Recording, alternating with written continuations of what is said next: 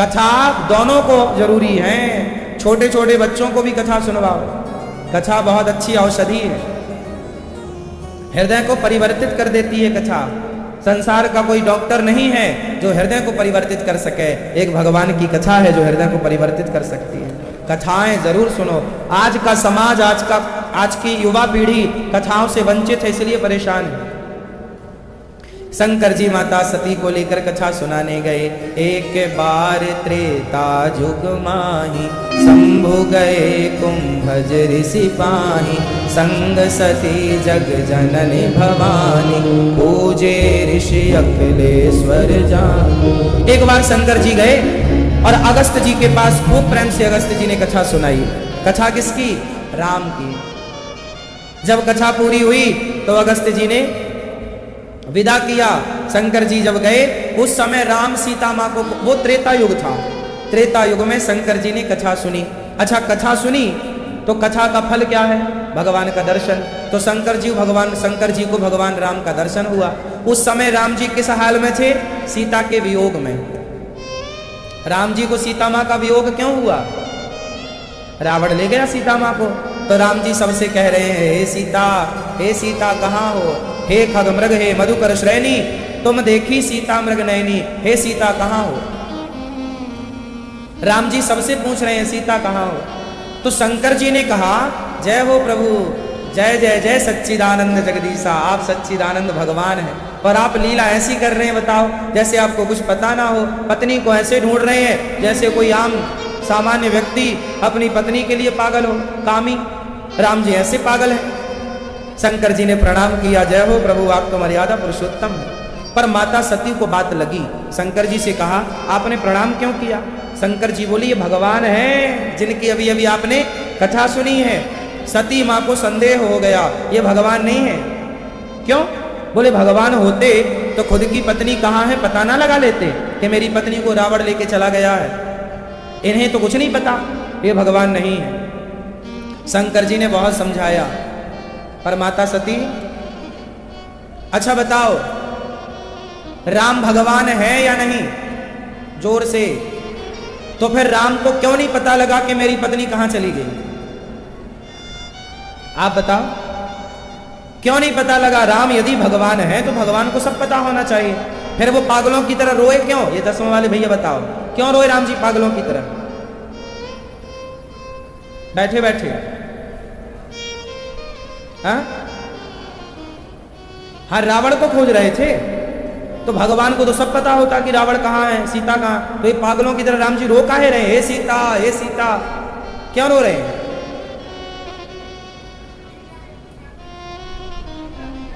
नकल कर ली आपने? हाँ, आपने बता दिया भैया।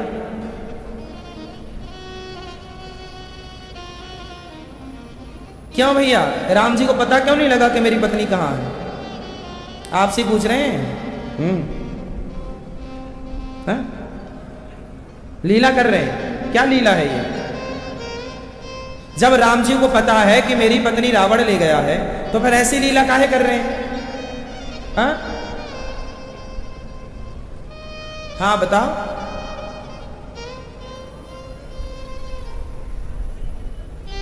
ठीक कहा आपने, मर्यादाओं से बंधे थे राम। अच्छा ये बताओ, चलो थोड़ी देर के लिए अपन लोग मान लेते हैं कि रावण ने सीता मां को चुराया। अच्छा, जयंत ने तो सीता मां के चरणों में चोंच मारी थी। इंद्र का बेटा जयंत ने चोंच मारी तो राम जी ने तिनके का धनुष बाण बना के मारा, तो जयंत को बचाने वाला त्रैलोक्य में कोई नहीं था। तब राम जी ने उसे क्यों नानी याद दिला दी? ऐसी रावण को दिला देते। तब भी तो राम जी की मर्यादा ही थी ना। तो रावण के पीछे बाण क्यों नहीं छोड़ा? जयंत को बचाने वाला कोई नहीं मिला जब राम जी ने बाण छोड़ा। त्रैलोक्य में खुद के बाप इंद्र ने मना कर दिया, भाग जा यहां से, राम का बाण है, मैं नहीं चक्कर में पड़ता तेरे, तू ही मर। फिर बाद में सीता मां के चरणों में गिरा, तब सीता मां ने कहा, प्रभु ये पुत्र है, क्षमा करो। तब जयंत को क्षमा किया राम जी ने। सीता मां के चरणों में चोंच मारी जयंत ने कौआ बनकर, परीक्षा लेने के लिए कि ये भगवान है या नहीं। तो चरणों में सीता मां के कहा चोंच मारी, जोर से चरणों में। वाल्मीकि जी लिखते हैं कि माता सीता के हृदय में आंचल में चोंच मारी, पर वाल्मीकि जी तो स्पष्ट लिखते हैं कि आंचल में चोंच मारी, पर तुलसीदास जी थोड़ा मर्यादा में लिख रहे हैं कि चरणों में चोंच मारी। ठीक है, चोंच तो मारी ना, चोंच मारी, बस मारी ना। अच्छा, चोंच जब मारी कौआ ने तो राम जी को गुस्सा आया। अरे जयंत ने तो पांव में चोंच मारी थी और रावण तो पूरी सीता उठा के ले गया। तो जयंत के पीछे बाण छोड़ा तो रावण के पीछे राम जी ने बाण काहे नहीं छोड़ा? अब ये सवाल है या नहीं? तो उत्तर दे दूं? चलो अब ध्यान से सुनो। यदि राम ने बाण छोड़ा होता रावण के पीछे तो रावण सही में राम जी एक ही बाण से रावण को उसी दिन मार सकते थे जिस दिन उसने सीता मां को चुराया था। ये बात सही है या गलत है? मार सकते थे। अच्छा चलो, राम जी ने यदि मार दिया होता और रावण मर गया होता और रावण मर जाता तो सीता जी वापस राम को मिल जाती, और जब वापस राम को सीता मिल जाती और रावण मर जाता तो सोचो फिर सुग्रीव को कौन जानता, विभीषण को कौन जानता, हनुमान को कौन जानता, माता शबरी को कौन जानता? इन भक्तों के चरित्रों को भक्तों तक पहुंचाना था, इसलिए राम ने ये सारी लीला रची कि हनुमान लंका जाए, सीता मां का पता लगाए। हनुमान जी लंका ना जाते तो सुंदरकांड कैसे लिखा जाता, फिर लंका कांड कैसे लिखा जाता? यदि एक ही बाण से रावण को निपटा देते तो आगे की जितनी लीलाएं होनी थी सारी लीलाओं पर ब्रेक लग जाता। जितने भक्तों का यश कीर्ति बढ़ना था वो भक्तों का यश वहीं धरा रह जाता। हां, राम की भी इतनी महानता ना होती यदि वो एक ही बार से रावण को मार देते थे। इसलिए जयंत के साथ जो किया वो सही था और रावण के साथ जैसा व्यवहार राम जी ने किया वो सही था। वो समाज को मैसेज देना चाहते थे कि मैंने अपनी ओर से युद्ध नहीं लड़ा, राम जी की ओर से युद्ध नहीं हुआ। राम ने तो शांति प्रस्ताव पहुंचाया था हनुमान जी के हाथों से, रावण मान जा, अंगद के हाथों से रावण मान जा। यदि राम एक बार से रावण को मार देते तो लोग क्या बोलते, प्रभु रावण को आपने एक मौका भी तो नहीं दिया। ये आरोप राम पर लगता कि आपने रावण को एक भी मौका नहीं दिया। इसलिए राम जी ने ये आरोप ना लगे, इसलिए रावण को कई मौके दिए सुधरने के। जब नहीं सुधरा तो अंत में फिर युद्ध हुआ। इस हिसाब से राम की लीला वो मनुष्यों की लीला थी। इसलिए माता सती ये बात ना समझ पाई। आप लोग मेरी बात समझ गए क्या? कितने लोग समझ गए? सोचिए, पर माता सती नहीं समझ पाई। आप लोग समझ गए, ये दास अनिरुद्ध ने समझा दिया तो आप समझ गए, पर शंकर जी समझा रहे थे माता सती को और माता सती नहीं समझ पाई। बताओ क्यों? सती जी बोली ये राम भगवान नहीं हो सकते, भगवान होते तो पत्नी को पहचान गए होते, रावण को मार दिया। शंकर जी ने खूब समझाया, नहीं मानी माता सती, और माता सती परीक्षा लेने चली गई राम की, और परीक्षा में 0 नंबर आए। परीक्षा में माता सती फेल हो गई, एक भी आंसर नहीं दिया, फेल हो गई। सीता बनकर गई और राम जी ने पहचान लिया, माता जी राम राम, भोलेनाथ जी कहाँ है? सती जी बोली मैं तो सीता बनकर खड़ी हूं, आपने कैसे पहचान लिया? राम बोले मेरी पत्नी सीता मेरे पीछे खड़ी होती हैं, आप आगे खड़ी हैं मेरी सीता बनकर, मेरे आगे मेरी मां ही खड़ी हो सकती है, मेरी सीता नहीं। प्लास्टिक सर्जरी करा के स्वरूप बदला जा सकता है, स्वभाव कहां से लाओगे? आप किसी की तरह स्वरूप तो बना लो, पर स्वभाव कैसे बनाओगे? माता सती पकड़ी गई और राम जी पहचान गए। माता सती समझ गई कि ये तो भगवान है, शंकर जी बोल रहे थे मान लो, हम नहीं माने। तो बाद में शंकर जी के पास गई, शंकर जी ने मजे लिए, हाँ हाँ सती होगी परीक्षा। तो सती माता ने झूठ कह दिया, कछु ना परीक्षा ली न गोसाई, मैं कोई परीक्षा नहीं ली, आपकी तरफ प्रणाम करके आ गई। शंकर जी बोले हमारी तरफ प्रणाम करना होता तो यहीं से कर लिया होता आपने, आप वहां गई क्यों? शंकर जी ने ध्यान लगाकर देखा कि मेरी पत्नी ने सीता का रूप बनाया है, और शंकर जी ने माता सती का परित्याग कर दिया कि तुमने मेरी माँ का रूप बनाया है, मेरी माँ सीता है। शंकर जी अपनी माता सीता को और अपने पिता राम को मानते हैं। हम सबकी सीता कौन है? त्वमेव माता, भगवान हम सबके माई बाप हैं। बोलो हाँ, हाँ या ना? तो शंकर जी भी अपना पिता राम को और अपनी माता सीता को मानते हैं। तो शंकर जी ने बोला कि आपने मेरी माता का रूप बना लिया, अब मैं आपको पत्नी रूप में कैसे स्वीकार कर सकता हूं? शंकर जी ने माता सती का परित्याग कर दिया। अब आप लोग यहां एक मेरे प्रश्न का उत्तर दो कि जब हमने आपको समझाया कि राम भगवान हैं और आप समझ गए, तो माता सती क्यों नहीं समझी जबकि शंकर जी समझा रहे थे? उत्तर दो। ये मैया चश्मा वाली, शंकर जी समझाए तो माता सती क्यों नहीं समझी?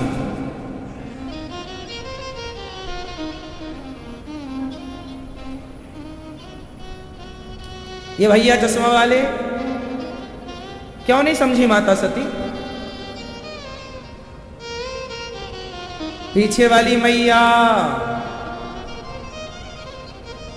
पीछे वाली लाल पीली मैया, मेरी प्यारी माँ, बताओ मेरी माँ। पंचायती मैया, हो गई पंचायत आपकी? चलो बताओ। अरे शंकर जी ने समझाया, पर हुई है सोई जो राम रची राखा, को करी तर्क बढ़ा वहीं शाखा। माता सती क्यों नहीं समझी शंकर जी के समझाने से? इसलिए कि माता सती को भगवान समझाना ही नहीं चाहते थे। जिनकी समझ में आ जाए तो समझ लो कि प्रभु हमें समझाना चाह रहे हैं, और जिनकी समझ में ना आए समझ लो कि प्रभु नहीं चाह रहे हैं कि आप समझें। माता सती इच्छाएं दो प्रकार की होती हैं। भगवान की इच्छाएं, एक तो देखो जो हम कर्म दंड भोगते हैं वो प्रारब्ध जन्य भावी है, पर एक है हरि इच्छा भावी बलवाना। माता सती इसलिए नहीं समझी कि माता सती को यदि संदेह हो गया कि ये भगवान कैसे हैं, यदि माता सती को संदेह ना होता तो सारा संसार राम पर संदेह करता।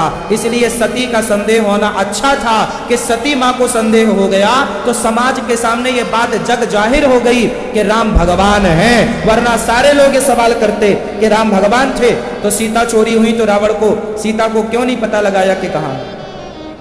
तो सती को संदेह हुआ और वहां राम जी ने अपनी प्रामाणिकता दे दी। इससे क्लियर हो गया कि राम लीला कर रहे थे। यदि सती माता परीक्षा ना लेती तो फिर ये बात हम आपको कितना भी समझाते कि राम लीला कर रहे थे, आप लोग ना मानते। आप लोग इसलिए जल्दी मान गए क्योंकि सती ने संदेह किया तो उनका परिणाम क्या हुआ, इसलिए आप लोग मान गए कि सती का वहां मोह करना गलत था तो हमारा मोह करना गलत। इसलिए ये सती माता ने जो मोह किया, इससे भगवान की भगवत्ता और निखर गई। क्या निखर गई? जोर से। भगवान की भगवत्ता निखर गई। कोई अब प्रश्न नहीं खड़ा कर सकता। जरा विचार करो थोड़ी देर के लिए कि माता सती को संदेह ना होता तो आज सारा संसार संदेह करता राम पर। बोलो हाँ, करता या नहीं? आज भी तो राम पर बहुत सारे लोग संदेह कर ही रहे हैं ना। ये थोड़ी भगवान है। कितने लोग ऐसे हैं जो राम को भगवान नहीं मानते। तो जिनको सत्संग नहीं मिला वो नहीं मान रहे भगवान। इसलिए पूरी रूपरेखा तैयार है ताकि समाज में किसी को प्रभु पर संदेह ना हो। इसलिए ऐसी लीलाएं, ये सारी लीलाएं हैं। और सती को जब त्यागा, अच्छा उसी समय दक्ष प्रजापति को प्रजापतियों का मुखिया बनाया गया। दक्ष प्रजापतियों के जब मुखिया बने तो वहां पर शंकर जी आए, वहां ब्रह्मा जी, वहां सब लोग थे। जब दक्ष आए ना तो सारे सभासद खड़े होकर दक्ष का स्वागत करने लग गए, पर शंकर जी खड़े नहीं हुए। तो दक्ष ने भरी सभा में शिव जी का अपमान किया। भरी सभा में दक्ष ने शिव जी पर तंस कसते हुए कहा, अरे ये कोई मेरी बेटी के योग्य थोड़ी था। मेरी बेटी सती इतनी सुंदर है और ये शमशान में रहने वाला, भभूति रमाने वाला, मैंने अपनी इतनी सुंदर बेटी का विवाह इसके साथ कर दिया। भरी सभा में शिव जी को अपमानित करने लगा दक्ष। दक्ष कौन है? शंकर जी के, जोर से, कौन है? ससुर जी, सगे ससुर, सती माता के पिता। अब भरी सभा में शंकर जी को वो अपमानित करने लग गए कि ये तो मेरी बेटी के योग्य था ही नहीं, वो तो मैंने बड़ा उपकार किया है इस पर, वरना कौन देता अपनी बेटी इसको, इसके पास तो रहने के लिए घर भी नहीं। शमशान में कोई रहता है क्या? ये शमशान में रहता है। भाई साहब, जो मुंह में आया दक्ष ने बोला, उल्टा सीधा सब, खूब अपमान किया भरी सभा में। पर धन्य है भगवान शंकर के ससुर अपमान कर रहे हैं, उस हाल में भी शिव जी के होठों में मुस्कान है, प्रसन्न है, कोई फर्क नहीं पड़ रहा है कि आप हमें गालियां दे रहे हैं। शंकर जी से आप लोगों ने कुछ सीखा कि नहीं?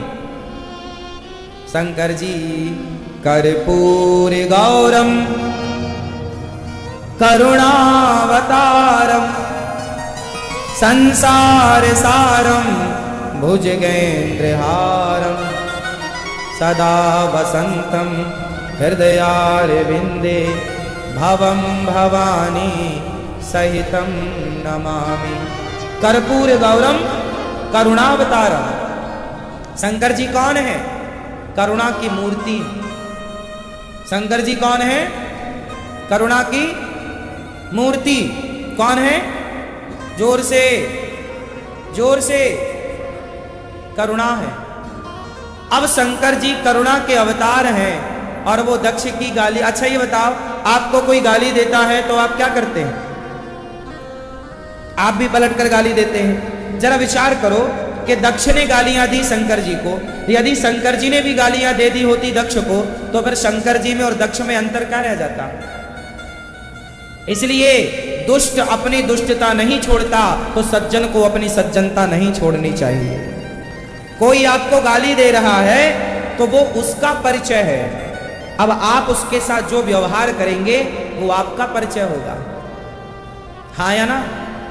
जरूरी नहीं है कि जो व्यवहार आपने हमारे साथ किया वही व्यवहार हम आपके साथ करें। बोलो हाँ।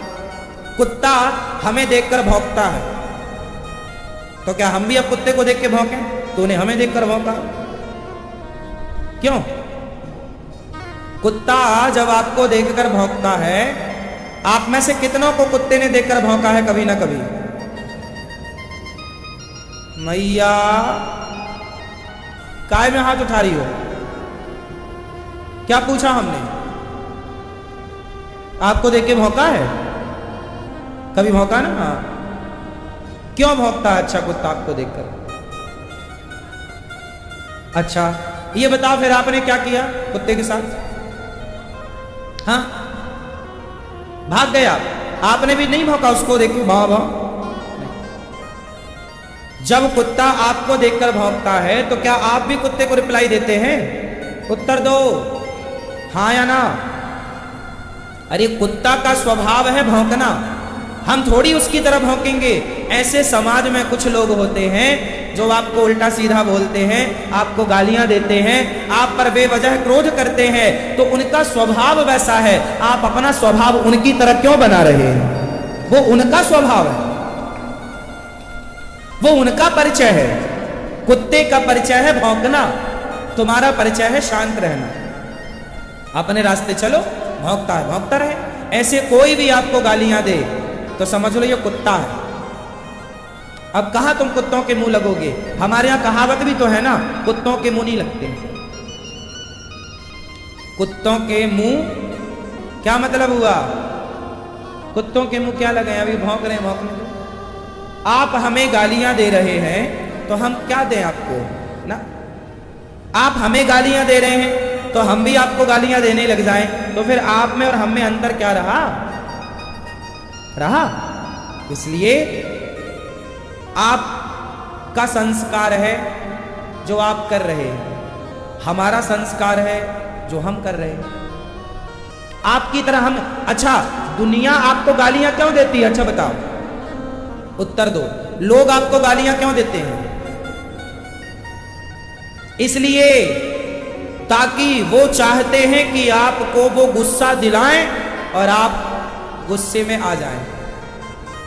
सामने वाला आपको गुस्सा दिलाना चाहता, उकसा रहा है। क्या कर रहा है वो? आपको उकसा रहा है, आपके अंदर के शैतान को जगा रहा है।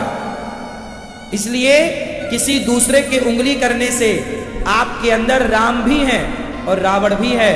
रावण को सोया रहने दो, राम को जगा के रखो। अपने अंदर के शैतान को जगाओगे तो आपका नाश हो जाएगा।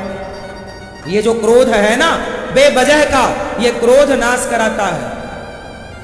बेवजह का क्रोध करना चाहिए वहां जहां आवश्यकता है। जैसे भीष्म पितामह को दुशासन पर क्रोध करना चाहिए था जब द्रौपदी के वो कपड़े उतार रहा था, नहीं किया, बाणों की सैया मिली। मैं आपसे कहता हूं क्रोध करो वहां जहां आवश्यकता है, पर बेवजह क्रोध कंट्रोल, अपने आप को कंट्रोल करना सीखो कि हमें कहां क्रोध करना है और कहां। कोई हमें गुस्सा दिलाएगा और हमें गुस्सा आ जाएगा ना। लोग आपको उकसाना चाहते हैं, लोग चाहते हैं आप गुस्से में कुछ गलत करें और वो उसका फायदा उठाएं। हाँ या ना? क्योंकि आप जब भी गुस्से में करते हैं जो काम, वो गलत होता है। गुस्से में कोई भी कार्य सही नहीं होता। हाँ या ना? ना तो गुस्से में कार्य सही होता, ना तो गुस्से में शब्द सही होते। शब्द भी गलत निकलते हैं और कार्य भी गलत होता। इसलिए कोई आपको लाख गाली दे तो आप उनकी गालियों के चक्कर में ना हो, तुम देते रहो। भाई ये तुम्हारा स्वभाव है, हम कहां पागलों के चक्कर में लगे। रोज कुछ पागल आके गालियां देते हैं, हम सब पागलों का मुंह पकड़ते रहेंगे क्या? देते रहो। बोलो हाँ। इसलिए हमें आपके एक शहर में एक गांव का एक आदमी आके रहने लग गया। आपके एक शहर में एक गांव का आदमी रहने लग गया। उस गांव के आदमी को वहां के कुछ लोगों ने बहुत परेशान किया। पूरा झाड़ू पोंछा, लोग पड़ोसी लोग झाड़ू लगाएं और उस गांव के सीधे साधे आदमी के आंगन में सारा कचरा डाल दे। कोई उसके घर के आंगन में कोई छिलके केला का फेंक दे, कोई कंकड़ पत्थर फेंक दे। वो गांव का आदमी भोला भाला था, वो जानता था कि ये लोग मुझे तंग कर रहे हैं, पर बेचारे ने कोई उत्तर नहीं दिया। वो लोग उसे गालियां भी देते, अरे मूर्ख है, ये तो अनपढ़ है, गांव का है, गंवार है, कुछ नहीं आता। हम लोग देखो बड़े टिप टॉप रहते हैं। अब वो गांव का आदमी बेचारा भोला भाला सीधा साधा, कोई उत्तर नहीं दिया उसने किसी बात का। सारा उसने अपमान सहा, कचरा वचरा लोग डालें तो वो उठा के डस्टबिन में डाले। एक बार क्या हुआ, उसके गांव में अच्छा आम का मौसम आया तो वो अपने गांव गया, तो गांव से बढ़िया फल लेकर आया आम। अब वो अपने पड़ोसियों के घर जाता और टोकनी में आम भरता और जाके बैल बजाता, भाई कौन तू आ गया मेरे घर? भैया मैं गांव गया था ना, आपके लिए फल लाया हूं। अब जो उसे गालियां देते थे बेवजह, जो उसके घर में कचरा फेंकते थे बेवजह, आज ये आदमी उसको फल दे के आ रहा है। तो उन्होंने पूछा, यार हमने तुझे इतनी गालियां दी, इतना गुस्सा दिलाया, इतना तुझे परेशान किया और तू हमें फल दे रहा है? तो उस गांव के भोले भाले आदमी ने आज पहली बार बोला, भाई आपके पास गालियां थी तो आपने मुझे गालियां दी, मेरे पास फल हैं तो मैं आपको फल दे रहा हूं। जिसके पास जो होता है वही तो देता है। यदि आपको कोई गालियां दे रहा है तो परेशान ना होइए, बेचारे के पास गालियां ही हैं। बहुत गरीब आदमी है, बेचारे के पास गालियां ही और कुछ नहीं है देने को। और अच्छा तो है, आपसे ले थोड़ी रहा है, आपको दे ही तो रहा है गालियां, ले लो। इसलिए परेशान होने का नहीं, जीवन में बिंदास खुश रहने का, हर हाल में प्रसन्न रहो, जीवन में आनंदित रहो। आपकी प्रसन्नता आपका अनमोल धन है। भरी सभा में अब आप लोग बताओ कि जब आपको कोई गालियां देगा आप क्या करोगे? जोर से आप अपनी एक उंगली उठाओ, सब लोग, सारे लोग उठाओ, इसे यहां रखो। आज से कोई गालियां दे, कुछ कहे तो आप क्या रहेंगे? बोलिएगा। वो गांव के आदमी ने भी बोला, एक ही बात बोली कि आपके पास जो था वो आपने दिया, मेरे पास जो था 100 सुनार की और एक। हर बात का रिप्लाई मत दो, जरा विचार कर लो कि ये इतना सारा बोल गया, आप एक लाइन में ही बहुत कुछ कह दो। बोलना है, जवाब देना है, पर विवेक से। ऐसे गुस्से में तो आप भी बड़बड़ाओ, वो भी बड़बड़ाए, कोई मतलब नहीं, उसको अभी बड़बड़ा लेने दो। जब उसका दिमाग ठंडा हो जाए, एक लाइन में आप अपनी बात कह देना, तरीके वाली। सोच लो क्या जवाब देना। ऐसे नहीं कि पति बड़बड़ा रहा तो पत्नी भी बड़बड़ाने लग गई। आजकल यही तो होता, पति ने जरा गुस्सा किया, पत्नी झोला उठाई, मैं मायके चली जा रही हूं, मैं कोई कम बाप की बेटी हूं, मेरा भी बाप बड़ा है ना? तुम्हारे पास क्या है, हमारे बाप के पास तो ये समाधान, ये सब कुछ नहीं है। समाधान ये नहीं है ना?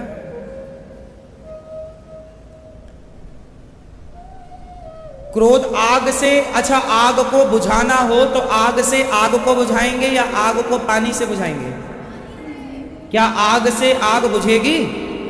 तो क्रोध से क्रोध खत्म होगा।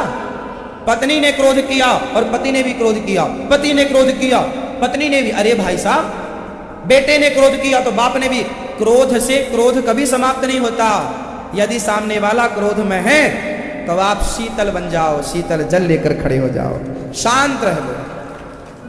एक के हाथ में आग है तो दूसरे के हाथ में पानी होना चाहिए, वरना तुम्हारा घर तुम्हारी गृहस्थी जलकर खाक हो जाएगी। यदि जरूरत से ज्यादा तुमने क्रोध विरोध दिखाया तो कितनों का नाश हो गया साहब इस क्रोध के चक्कर में, हाँ या ना?